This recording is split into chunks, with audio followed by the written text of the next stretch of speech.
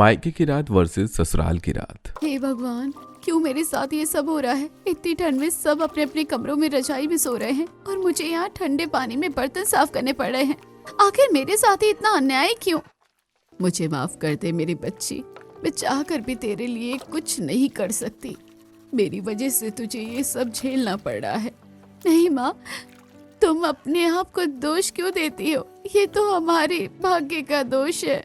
जनवरी में कड़ाके की ठंड में आधी रात को बर्तन साफ करते हुए महिमा खुद के भाग्य को कोस रही थी और उसकी सगी माँ सीता उसे हिम्मत देने की कोशिश कर रही थी।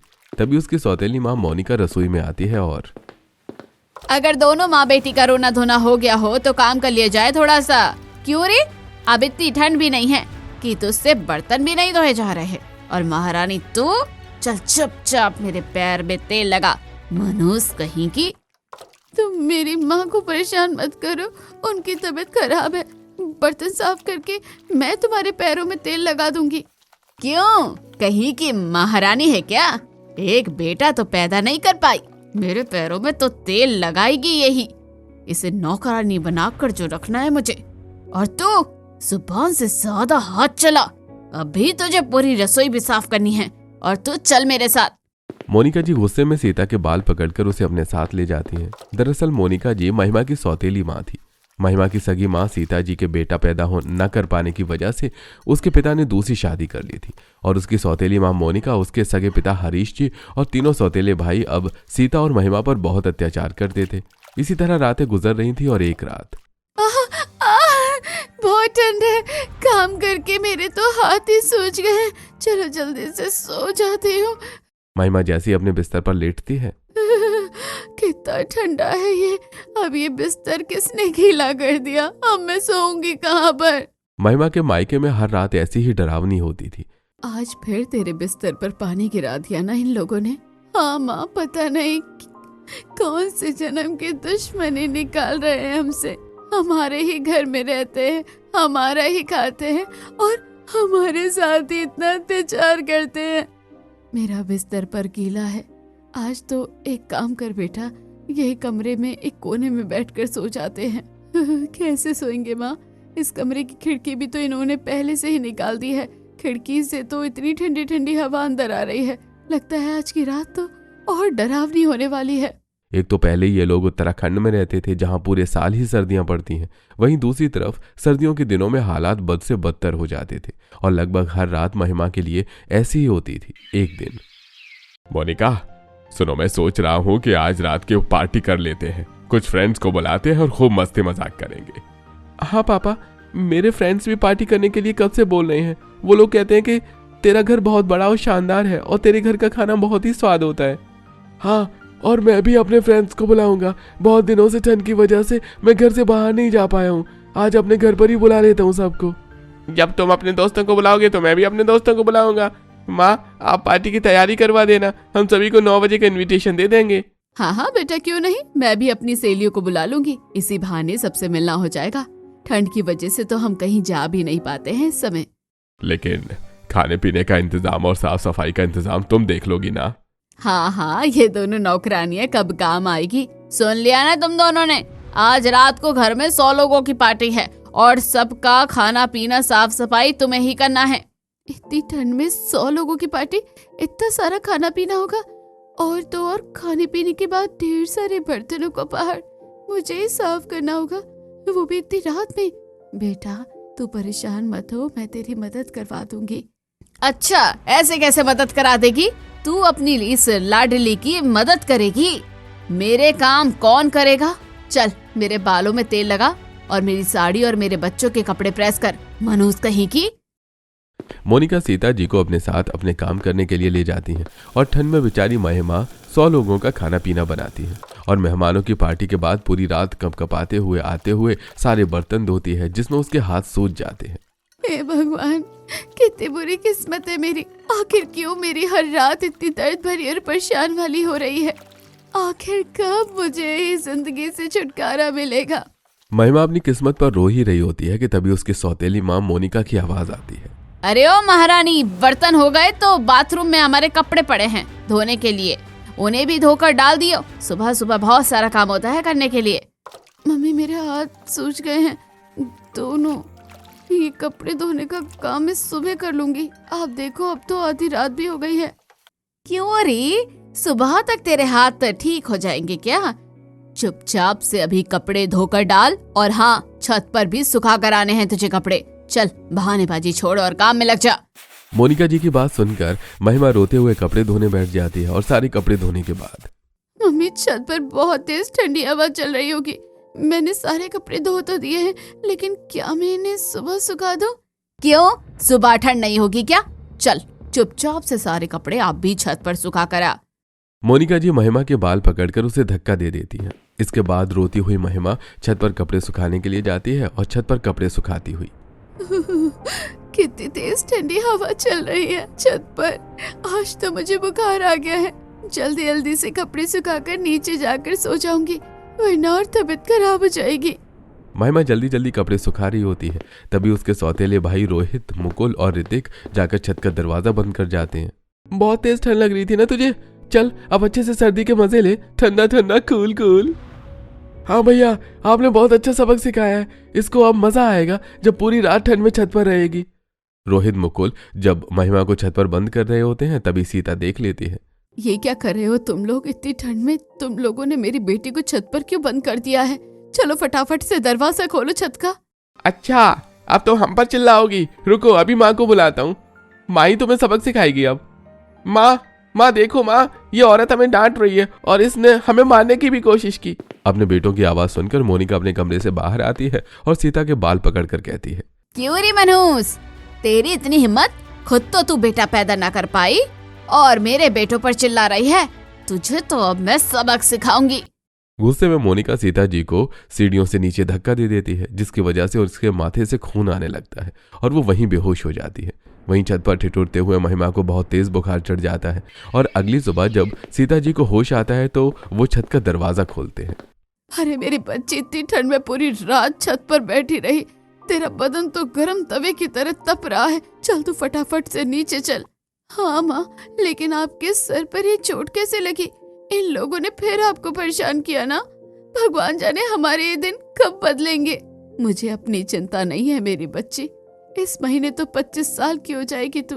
बस तेरे दिन बदलने वाले हैं। कैसे माँ, मेरे दिन कैसे बदलेंगे? मुझे तो लगता है कि इन नरक भरी रातों से मुझे मुक्ति कभी नहीं मिलेगी। सीता जी महिमा को ये सब बात बता ही रही होती हैं कि तभी 2 दिन बाद यह मनोज 25 साल की हो जाएगी। हमें इसके लिए कोई रिश्ता देखना होगा। अभी ये सारी जायदाद हमारे नाम में हो पाएगी, वरना तो हम इसी तरह भिखारी बने रहेंगे। पता नहीं तुम्हारे पिताजी को ऐसा क्या दिखाई दिया, उसे मनुष्य में जो सारी जायदाद उसके नाम कर गए और इतनी सारी शर्त लग गई। तुम चिंता मत करो, इसकी शादी होते ही मैं इसे जबरदस्ती सारी जायदाद अपने नाम करवा लूंगा। मैंने इसके लिए रिश्ता भी देख रखा है। अगर वहां से हाँ हो गई तो जल्दी ही इसकी शादी करके इसे घर से निकाल देंगे। हाँ, और इसकी वो मनहूस माँ तो बेचारी अपनी बेटी के गम में ही मर जाएगी। फिर हम होंगे इस घर के असली मालिक। दरवाजे के बाहर खड़े होकर सीता जी अपने पति और सौतन की बातें सुन रही होती है और मन ही मन में सोचती है, तुम लोग जितना खुश होना चाहते हो लो, जब तुम्हें पूरी सच्चाई पता चलेगी तो तुम्हारे पैरों तले जमीन सरक जाएगी। लेकिन अच्छा है, इसी बहाने कम से कम मेरी बेटी की जिंदगी तो संवर जाएगी। अपने पति और सौतन की बात से सीता जी खुश थी, क्योंकि वो जानती थी कि भविष्य में कुछ ऐसा होने वाला है जिसकी शायद किसी ने कल्पना भी नहीं की होगी। और कुछ ही दिन बाद, सुन सीता, मैं तेरी लड़की के लिए एक बहुत अच्छे घर में रिश्ता पक्का किया है। 1 हफ्ते बाद हम उसकी शादी कर देंगे। मुझे शादी में कोई भी बखेड़ा नहीं चाहिए, इसीलिए अपनी लड़की को समझा देना। ठीक है, चलो अच्छा है, कम से कम मेरी बेटी को अपने मायके की नरक भरी रातों से तो छुटकारा मिलेगा। महिमा जब अपनी शादी की बात सुनती है तो, हे भगवान, मेरी शादी, अगर मेरा मायका इतना बुरा है तो ससुराल कितना बुरा होगा। मैंने तो लोगों को कहते हुए भी सुना है कि सास और ससुराल दोनों ही नरक जैसे होते हैं। मेरी तो मायके की रातें भी इतनी दुखदाई और दर्द भरी थी। पता नहीं ससुराल में क्या होगा। महिमा अपने मन में ससुराल के नाम से डरती है, लेकिन 1 हफ्ते बाद उसकी शादी हिमांशु से कर दी जाती है। और शादी वाले दिन, ओए लड़की, चल इन कागजों पर साइन कर और ये सारी जायदाद मेरे नाम कर दे। पता नहीं मेरे बाप को कौन सा प्यार उमड़ रहा था तेरे ऊपर कि सारी जायदाद तेरे नाम कर गया। पापा, मैं साइन कर दूंगी, लेकिन आप मेरी माँ का ख्याल रखना। हाँ हाँ क्यों नहीं, तेरी माँ की ही गुलामी तो करेंगे हम। चल साइन कर। महिमा डरते डरते साइन कर देती है और शादी होने के बाद महिमा अपने ससुराल पहुंचती है, जहां उसका धूमधाम से गृह प्रवेश होता है। और गृह प्रवेश के बाद महिमा बेटा, अपने नए घर में तुम्हारा स्वागत है। भाभी को उनके कमरे में लेकर जाओ, इतनी ठंड है, वो शादी के बाद थक गई होगी। चलिए प्यारी भाभी, मैं आपको आपके रूम में ले चलती हूँ। महिमा अपने कमरे में जाती है, जहां एक गर्म हीटर चल रहा होता है। उसका बिस्तर एकदम रुई के जैसा मुलायम और मखमली होता है। महिमा अपने बिस्तर को छूकर देखती है, तभी हिमांशु कमरे में आ जाता है। क्या हुआ महिमा, तुम ऐसे बिस्तर को क्यों देख रही हो? अरे ये तुम्हारा ही कमरा है। देखो मैं तो बहुत थक गया हूं, चलो तुम भी चेंज करके सो जाओ। महिमा की मायके की रात बहुत ही डरावनी, कष्टकारी और दुखदाई होती थी। इसी वजह से महिमा को विश्वास नहीं हो रहा था कि ससुराल में आकर उसे इतना नरम मुलायम बिस्तर और इतना गर्म माहौल मिलेगा। महिमा अपने पुराने दिनों को याद करती है और सोचती है, क्या मेरे मायके की रात और ससुराल की रात में कोई फर्क होगा? ये ससुराल में भी मुझे मायके की तरह ही दर्द भरी रातें गुजारनी होगी। महिमा पुराने दिनों को सोच ही रही होती है, तभी हिमांशु, अरे महिमा तुम्हें सोना नहीं है क्या? सो जाओ, काफी ठंड हो रही है और रात भी हो गई है। उस रात महिमा अपनी जिंदगी में पहली बार चैन से पूरी रात सोई थी। अगले दिन सुबह उठकर महिमा रसोई में जाती है और अपनी पहली रसोई की तैयारी करती है। अरे आज तो खाने की खुशबू से ही पेट भर जाएगा। ऐसा लग रहा है आज तो पूरा घर इतनी अच्छी खुशबू से महक रहा है। भाई क्या क्या बनाया है आज हमारी नई बहू ने अपनी पहली रसोई में? बहू ने तो रसोई में पूरी, पकोड़े, हलवा, सब्जी, न जाने कितने सारे पकवान रख दिए हैं। आज तो खाने में मजा आ जाएगा। भाभी जल्दी से खाना लेकर आओ, हमें भूख लगी है। महिमा डरते डरते सारा खाना टेबल पर रखती है और सभी लोग खाना खाकर महिमा की खूब तारीफ करते हैं और उसे शगुन देते हैं। महिमा का ससुराल में पहला दिन तो अच्छे से गुजरता है, लेकिन जैसे ही रात होने वाली होती है, हे भगवान, फिर से ये रात आ गई। पहली रात तो जैसे तैसे अच्छी खासी गुजर गई, आज पता नहीं क्या होगा। अरे भाभी, आप अकेले अकेले कमरे में क्या कर रही हो? सभी लोग बाहर हॉल में बैठे हुए हैं, आप भी हमारे साथ जाकर बाहर बैठो। नहीं नहीं अनन्या, मुझे अभी किचन में बहुत सारा काम है। अभी तो बहुत सारे बर्तन पड़े हैं और किचन भी साफ करनी है। अरे भाभी, आप इतनी ठंड में किचन में काम क्यों कर रही हो? हमारी मेड है ना, वो कर लेगी, आप टेंशन मत लो। नहीं नहीं अनन्या, काम तो सारा मुझे करना होगा ना। अपने मायके में भी सारा काम मैं ही करती थी। रात को ठंड में तो ये तो फिर भी मेरे ससुराल है। महिमा फटाफट जल्दी जल्दी रसोई की तरफ जाती है और बर्तनों का ढेर साफ करने के लिए ठंडे ठंडे पानी में हाथ देती है। तभी उसकी सास मीना जी वहां आ जाती है। अरे महिमा बहू, तू यहाँ पर क्या कर रही है? इतनी ठंड में तू ये बर्तन क्यों साफ कर रही है? चल यहाँ से। और हमारे यहाँ नौकर है बर्तन साफ करने के लिए, और नहीं भी होते तो तुम्हें ये सब काम करने की कोई जरूरत नहीं है। इतनी ठंड है, तुम्हारे हाथ भी सूज रहे हैं। चलो आओ, मैं तुम्हारे हाथों की मालिश कर देती हूँ। नहीं मम्मी जी, ये तो मेरा काम है ना, मैं कर लूंगी। मैं अपने मायके में भी सारा काम करके ही सोती थी। अरे कोई बात नहीं, तुम अपने मायके में सारा काम करती थी ना, लेकिन ये तो तुम्हारा ससुराल है, तुम्हें ससुराल में ये सब करने की कोई जरूरत नहीं है।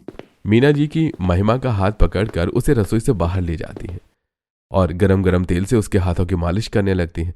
महिमा को ऐसा ममता भरा स्पर्श पहली बार मिला था, क्योंकि मायके में उसकी सगी माँ चाहकर भी उसकी मदद नहीं कर पाती थी। सास को अपनी मालिश करते देखकर महिमा की आंखों से आंसू आने लगते हैं और वो सोचती है, क्या सच में मेरी किस्मत इतनी अच्छी हो सकती है? मायके में मेरी रातें कितनी डरावनी होती थी, ठंड में मेरे हाथ सूज जाते थे, लेकिन फिर भी मुझे काम करना पड़ता था। और यह ससुराल में मेरी सास खुद मेरे हाथों में मालिश कर रही है। महिमा रोते रोते अपने मन में ही बातें सोच रही होती है कि तभी मीना जी, महिमा बेटा, तुम रो क्यों रही हो और इतना कांप क्यों रही हो? हम हैं तुम्हारे पास, और अगर तुम्हें ठंड लग रही है तो अभी हीटर चालू कर देते हैं। अखिल, जरा एक और हीटर चलाना देखो तो, भाभी को कितनी ठंड लग रही है। अखिल फटाफट से हीटर ऑन करके आता है। भाभी, एक हीटर मैंने आपके रूम में भी ऑन करके रख दिया है, आप टेंशन मत लो, आपको ठंड नहीं लगेगी। अपने ससुराल वालों का इतना सारा प्यार देखकर महिमा को अच्छा महसूस होता है, लेकिन उसे अपनी किस्मत पर अभी भी भरोसा नहीं होता और मायके में मिला हुआ ट्रॉमा वो अपने दिमाग से नहीं निकाल पाती।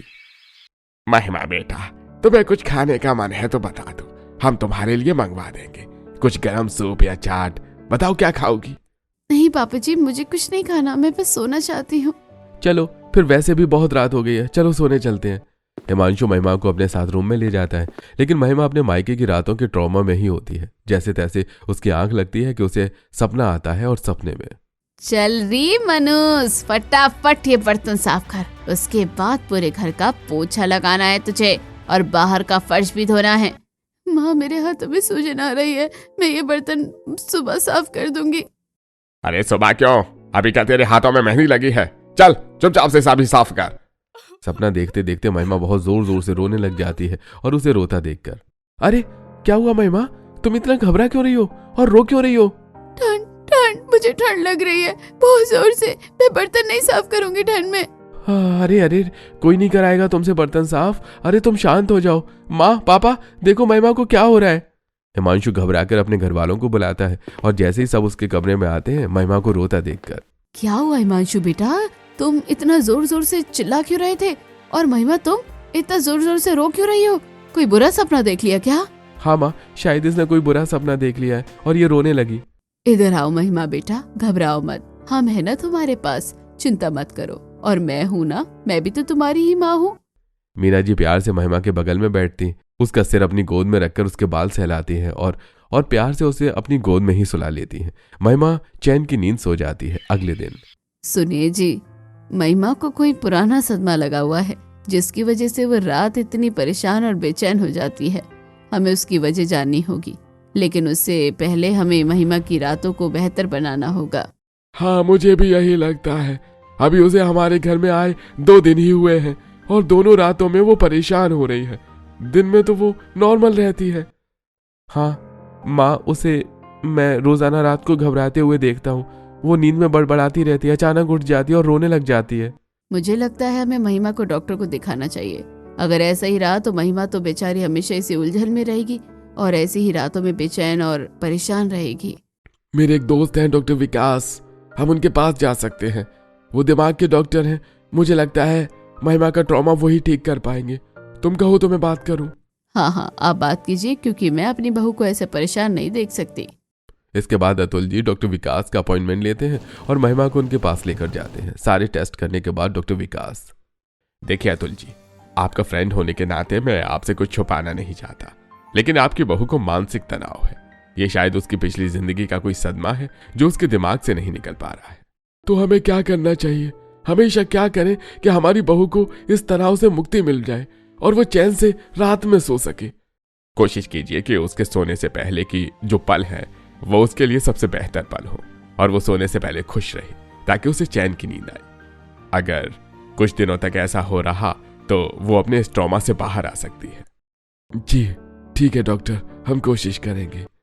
डॉक्टर से सलाह लेने के बाद विकास जी अपने घर आते हैं और अपने घर में सभी को ये बात बताते हैं। ये बात सुनने के बाद तो हमें बहू की ससुराल में रातों को स्पेशल बनाना होगा। उसकी मायके की रातों की जगह ससुराल की रातों की यादें उसके दिमाग में रहनी चाहिए, जिससे वो खुश रह सके। मेरे पास एक आइडिया है, क्यों ना हम भाभी की हर रात स्पेशल बनाएं और रात को उन्हें खुश रखें। क्यों ना आज हम बॉनफायर जलाएं, रात को सारे लोग मौज मस्ती करेंगे, डांस करेंगे, खाएंगे पिएंगे, इससे भाभी को अच्छा लगेगा और वो खुश भी हो जाएंगी। परफेक्ट आइडिया, चलो आज बॉनफायर करते हैं। महिमा का दिन तो आसानी से भी जाता है, लेकिन जैसे ही रात होती है हिमांशु से कहता है, महिमा आज हम लोगों ने बॉनफायर प्लान किया है, तो आज जल्दी मत सोना, हम लोग छत पर बॉनफायर जलाएंगे और मस्ती करेंगे और फैमिली टाइम स्पेंड करेंगे। लेकिन रात को तो बहुत ठंड होती है और वो भी छत पर, हम सभी को ठंड लगेगी हिमांशु। अरे तुम चिंता मत करो, मैंने सारा इंतजाम कर लिया है। रात में हिमांशु अपने परिवार के साथ छत पर बॉनफायर जलाकर मौज मस्ती करते हैं। इससे महिमा को काफी अच्छा लगता है और वो खुश हो जाती है। उस रात महिमा को कोई भी बड़ा सपना नहीं आता और वो चैन से सोती है। इसके बाद हर दिन हिमांशु का परिवार कुछ न कुछ प्लान करते हैं और कभी वो रात में क्लब जाते हैं, कभी मूवी का प्लान करते हैं और एक रात। Thank you so much Himanshu, आज तुम्हारे और सारे परिवार की वजह से मैं इतने साल पुराने ट्रॉमा से बाहर आ पाई हूँ। अच्छा चलो फिर सभी लोग गर्मा गर्म हॉट चॉकलेट पीने चलते हैं। पास ही में एक कैफे है जहाँ का हॉट चॉकलेट बहुत फेमस है और हम वो ही पियेंगे और घूम फिर कर वापस आ जाएंगे। हाँ मुझे भी हॉट चॉकलेट बहुत पसंद है, चलो चलते हैं। सभी लोग हॉट चॉकलेट पीने जाते हैं, जहाँ अचानक महिमा को चक्कर आ जाते हैं। अरे महिमा बहू क्या हुआ, तुम्हें चक्कर क्यों आ रहे हैं? कुछ नहीं मम्मी जी, वो बस मुझे थोड़ा सा बुखार था तो शायद उसी वजह से। अरे तो तुमने मुझे बताया क्यों नहीं? अगर बताया होता तो हम घर पर ही मंगा लेते, रात में बाहर क्यों आते? अरे कोई बात नहीं, मैं ठीक हूँ, चलिए घर चलते हैं। नहीं, अभी हम पहले डॉक्टर के जाएंगे और तुम्हें दवा दिलवाएंगे। नहीं नहीं पापा जी, मुझे दवा की कोई जरूरत नहीं है। बेटा, अब तुम्हारी शादी हो गई है, तुम्हें किसी से डरने की जरूरत नहीं है। मैं भी तुम्हारे पापा जैसा हूँ, तुम चिंता मत करो, हम हमेशा तुम्हारे साथ हैं। और जो तुमने मायके में झेला है वो कभी नहीं झेलना पड़ेगा। पापा जी, मुझे आज तक अपने पापा का प्यार नहीं मिला, आपने मुझे पापा का प्यार दिया, मैं कितनी खुश नसीब हूँ। अब सब बातें ही करते रहोगे या घर भी चलोगे? ठंड बढ़ गई है और महिमा को बुखार है, चलो सब घर चलते हैं। मीना जी की बात सुनकर सभी घर आते हैं और महिमा आज फिर से सुकून भरी नींद सोती है। लेकिन दूसरी तरफ महिमा के मायके में सभी की नींद उड़ी हुई थी। अरे ये क्या हो रहा है? आप वकील साहब, मैंने तो पूरे कागज पढ़े थे, इसमें साफ लिखा था कि महिमा के 25 साल होने के बाद वो अपनी मर्जी से अपनी प्रॉपर्टी किसी के भी नाम कर सकती है। हाँ, ठीक कहा आपने, वो किसी के भी नाम कर सकती है, लेकिन आपके पिताजी की वसीयत के हिसाब से केवल अपने परिवार के नाम। और अगर आप दूसरी शादी कर लेते हैं तो आप उसके परिवार से बेदखल हो जाएंगे, इसलिए यह प्रॉपर्टी आपको नहीं मिल सकती। लेकिन कोई तो रास्ता होगा, कैसे भी करके ये प्रॉपर्टी मुझे चाहिए। देखिए, एक रास्ता है। अगर आपकी बेटी प्रॉपर्टी के इन पेपर्स पर साइन कर दे और ये अप्रूव करे कि वो बिना जोर जबरदस्ती के चाहती है कि प्रॉपर्टी उसके पिता को मिले और उसके पिता के उसके और उसकी माँ से अच्छे संबंध है, तो प्रॉपर्टी आपको मिल सकती है। ठीक है, मैं इन कागजों पर उसके साइन कर लाऊंगा, कैसे भी करके मुझे ये प्रॉपर्टी चाहिए ही चाहिए। वकील से बात करके हरीश जी घर आते हैं और मोहिनी जी को सारी बात बताते हैं। आपको लगता है कि आपकी वो मनहूस बेटी इन कागजों पर साइन करेगी? अब तो वो ससुराल में भी बहक ही गई होगी। अरे ऐसे कैसे नहीं करेगी, उसकी माँ है ना हमारे पास, ये कराएगी। अगर नहीं करेगी तो मैं इसे जान से मार दूंगा। आप अभी फोन करो, उसे कहो कि हम कल सुबह ही आ रहे हैं उसके घर इन पेपर्स पर साइन कराने के लिए। उसी रात महिमा के परिवार में सभी लोग हॉल में बैठकर मूवी देख रहे होते हैं। तभी महिमा के पास पापा का फोन आता है। हेलो, अरे क्यों नहीं मनहूस, तुझे पहले से ही पता था ना कि प्रॉपर्टी ट्रांसफर में लिमिटेशंस हैं। कल हम वहां आ रहे हैं, तुझे कल ही दोबारा पेपर्स पर साइन करना होगा। लेकिन पापा, मैंने तो साइन कर दिया था ना, अब क्या हो गया? हाँ, वो मुझे पता है, तू और तेरी माँ कितनी चालाक है, हम जानते हैं। तूने और तेरी माँ ने जानबूझकर हमें नहीं बताया कि प्रॉपर्टी मेरे नाम डायरेक्टली नहीं होगी। अरे अब तुझे दोबारा साइन करने होंगे, मुझे कोई नाटक नहीं चाहिए। हरीश जी महिमा से बात करके गुस्से में फोन रख देते हैं और महिमा फोन करते ही रोने लग जाती है, उसे रोता देखकर। क्या हुआ बेटा, रो क्यों रही हो? तुम्हारे पापा का ही तो फोन था ना। हाँ मम्मी, वो कल आ रहे हैं। अरे ये तो खुशी की बात है ना, तुम्हारे मम्मी पापा कल आएंगे तुमसे मिलने। हाँ मैं जानती हूँ कल क्या होगा। हे भगवान, रात न गुजरे कभी। मैंने अपने मायके में जितने दर्दनाक रातें बिताई हैं, सभी से ज्यादा डरावनी होगी ये रात। उस रात महिमा सो ही नहीं पाती और पूरी रात रोती रहती है। अगली सुबह, भाभी, आपके मम्मी पापा आए हैं, मैं उनको आपके कमरे में भेज रही हूँ। ठीक है अनन्या। हरीश जी और मोहिनी जी दोनों महिमा के कमरे में आते हैं और उन्हें देखते ही महिमा कपकपाने लगती है, जिसे देखकर। देखा हरीश जी, आज भी इसके रग रग में मेरा ही खौफ है। अरे तुम खुश बाद में हो ना, पहले हम जिस काम के लिए आए हैं वो कर लेते हैं। चलिए लड़की, ये कागज साइन कर। नहीं नहीं, मैं नहीं करूंगी साइन। आप लोग मेरी प्रॉपर्टी भी ले लोगे और मेरी माँ को भी मार दोगे, मैं आप लोगों को अच्छे से जानती हूँ। ऐसे कैसे नहीं करेगी साइन, मैं भी देखती हूँ। इसके बाद हरीश जी महिमा के गाल पर थप्पड़ मार देते हैं और मोहिनी जी उसके बाल पकड़कर उसे जबरदस्ती बिठा देती है और उसे साइन कराने की कोशिश करती है। तभी उसका परिवार वहां आ जाता है। अरे आप लोगों की हिम्मत कैसे हुई मेरी बहू के साथ जोर जबरदस्ती करने की? आप लोगों को क्या लगा आप हमारे घर में आकर हमारी बहू को परेशान करेंगे, हमें पता नहीं चलेगा? हमें महिमा ने पहले ही सब बता दिया था कि कैसे आपने मायके की रात उसकी कष्टकारी दर्दनाक बना रखी थी। जैसे तैसे हमने उसके ससुराल की रात बेहतर बनाई है और आप फिर? छी, शर्म आती है मुझे आपको अपना रिश्तेदार कहने में। आइए इंस्पेक्टर साहब, आपने अपनी आंखों से देखा ना ये सब, ले जाइए इन्हें और सजा दिलवाइए, गवाही हम देंगे। अरे तुम ऐसा नहीं कर सकते, मैं इसका बाप हूँ। हाँ, वो बाप जिसने कभी मुझे बेटी नहीं समझा, मेरे और मेरी माँ के साथ गलत किया, पूरी जिंदगी ले जाइए इंस्पेक्टर, इनको जेल में बंद कर दीजिएगा। इसके बाद पुलिस हरीश जी और मोहिनी जी को पकड़कर ले जाती है। महिमा सास के गले लगकर रोने लगती है। मम्मी जी, मुझे अपनी माँ की चिंता है, न जाने वो कहाँ होंगी। चिंता मत करो, मैंने हिमांशु और अखिल को भेजा है तुम्हारी माँ को यहाँ लाने के लिए। इस समय महिमा की माँ सीता देवी बीमारी की हालत में वहां आ जाती है और महिमा को सास के गले लगे देखकर मुझे माफ कर दे मेरी बच्ची, मेरी वजह से तुम्हारी ये हालत हुई, लेकिन तुम्हारे ससुराल वालों ने तुम्हारी मायके की काली रात को ससुराल की रोशन रातों में बदल दिया। बहन जी, अब आप भी हमारे साथ रहिए, मैं चाहती हूँ मेरी बहू हमेशा खुश रहे। इसके बाद सभी लोग साथ में खुश रहते हैं और महिमा की मायके की रात अब ससुराल की रातों में बदल जाती है।